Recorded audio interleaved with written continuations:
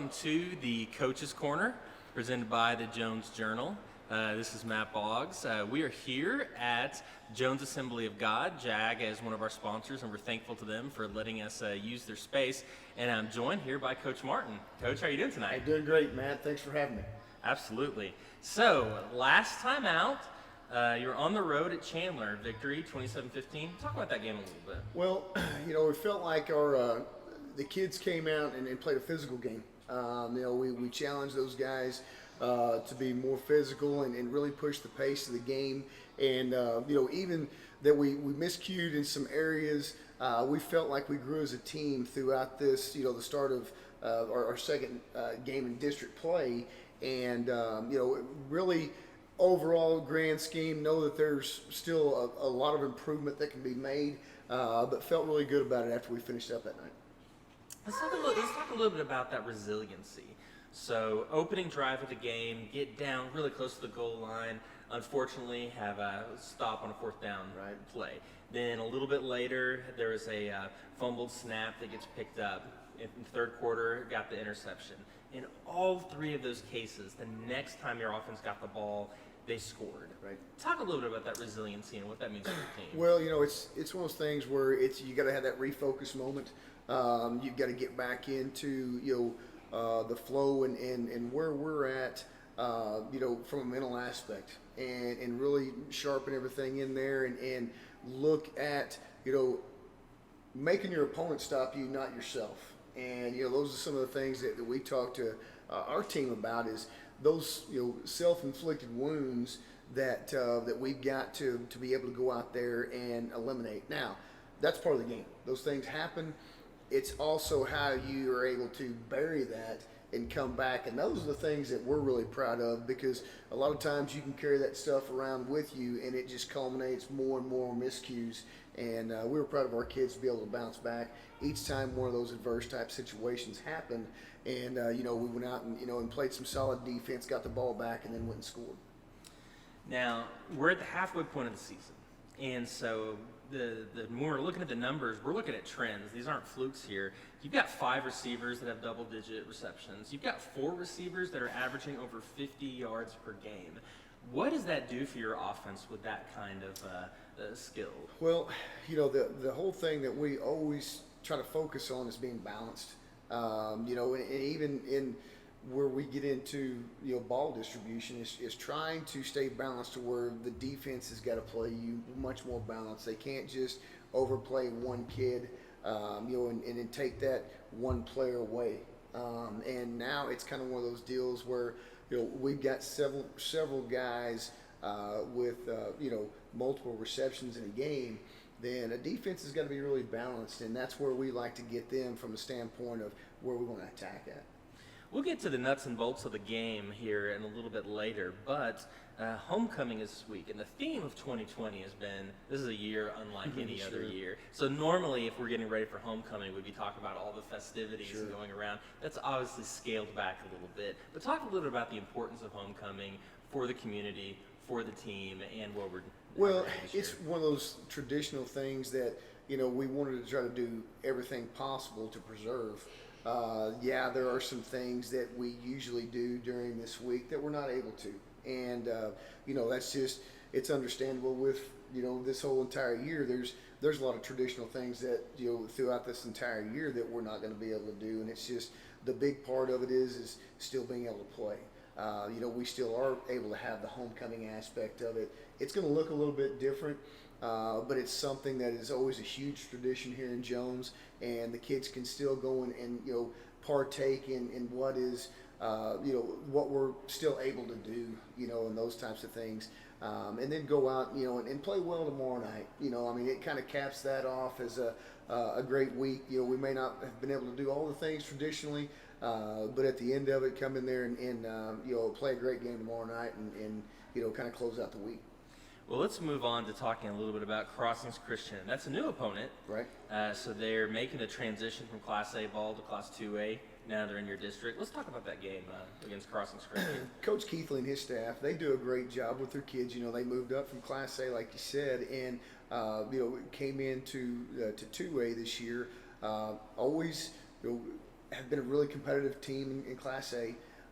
So they're going to come in and, their kids are coached well, and they're going to be able to go out and line up well and play hard and those types of things. And I mean, they're going to, you've got to go play well and win, So I mean, we're anxious about the challenge to be able to go out there, and also on our part is, when we get continual competitive games, especially throughout this time of the year, you're able to gain so much more ground as a team, and we feel like that's gives us that opportunity.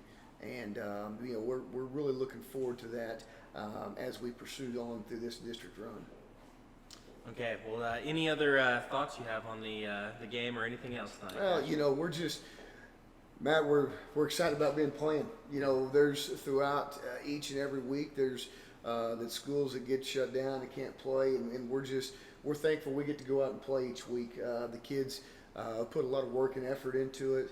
And, man, we're just thankful and excited about playing each and every week. And when that ball goes up at 7 o'clock on Friday nights, kind of get to have a little, exhale for a moment and know that, hey, we're actually getting to play.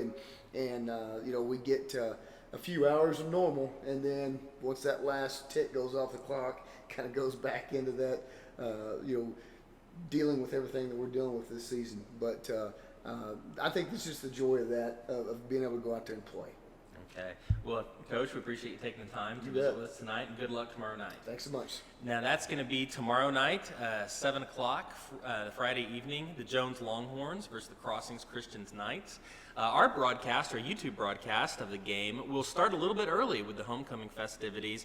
We'll go on the air at 6:30 p.m., and so we can look for the link to that on our YouTube page. This has been the Coach's Corner.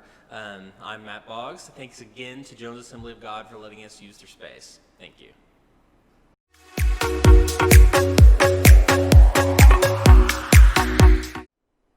Tonight we'd like to introduce a new portion of the Coach's Corner, and this is going to be the student section. This is where a Jones High School student will interview one of our players or coaches, talk about the next game. So here we have Jake Lanier interviewing quarterback Carson May on the student section.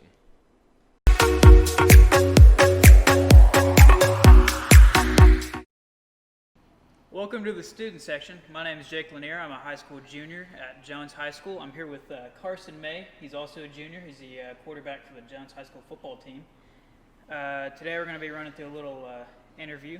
How you doing today? You doing Pretty good. That's good. All right. So how long have you been playing football for? Basically my whole life. Whole Just life. grinding every day and just trying to get to the next level and spend my passion all my Okay. life. Respectable. Yeah. So in football, do you have any plans for after high school? Are you going to go into college or The plan right now is to go D1. D1? And you just got to keep working and keep doing my thing. Yeah. So, do you have like one word that kind of describes you as a person? I'll probably say dedicated. Because Dedicated. I'm really dedicated to football like all my life. Like I said, it's just been like that every day. Yeah, I could definitely see that. So, what's your greatest attribute on the field when you're playing football? I'd probably say leadership, because if you don't have a good quarterback that leads the team, it's just not going to go well. And just making sure everyone's on the same page, and that's what it takes to win. Yeah. So, I know practice can not be the best all the time. So, how do you and your teammates make practice fun? We just got to have positive energy. Yeah. You can't go out there and practice being all down and something happened at school that you didn't like. You can't just go out there and act like that. You gotta have a positive attitude. Yeah. You all have a good practice. Yeah. So in the Jones versus Chandler game, the last game we played, you had 321 passing yards, which is very impressive. How have you been practicing to get such a high number like that? It's basically in the off season just worked really hard and lifted weights, got stronger, and it's really helped me on the field. Yeah. So as a varsity quarterback, like you said, there's a lot of leadership that goes in with that. So what qualities do you think that you have that makes you a good leader? Or what qualities do you need to be a good leader?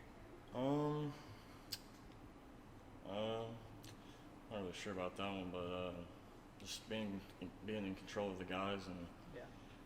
just making sure everyone's on the same page. Yeah, I can definitely see that. So do you have a coach that inspires or motivates you the most on the football team? I'd say Coach Ryan and Coach Martin really set the tone for the team and really give us a positive mindset every day we go to practice and all the pep talks that we get from them, and it really helps us succeed. Yeah. So on motivation, do you have a favorite sports hero or someone you really look up to in the sport? Probably Tom Brady. Tom Brady? Honestly. Yeah. Why is that? Just the best of all time, in my opinion. Yeah. But yeah, he really works hard, and he goes out there every day. He's like 43 years old now. Yeah. This is really impressive. He's still doing what he's doing at a high level. Yeah.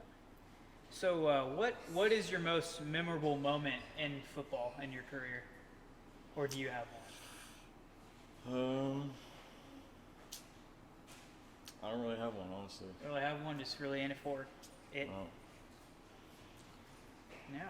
Well, before games, do you have any like a pregame ritual of some sort, or? I just, I go into the bathroom and turn the lights off. I know it sounds weird, but like, whatever you got to do to like get focused in the game. And Yeah. that's what I try to separate from myself from everyone else. That's what you got to do. Yeah. Really get into it.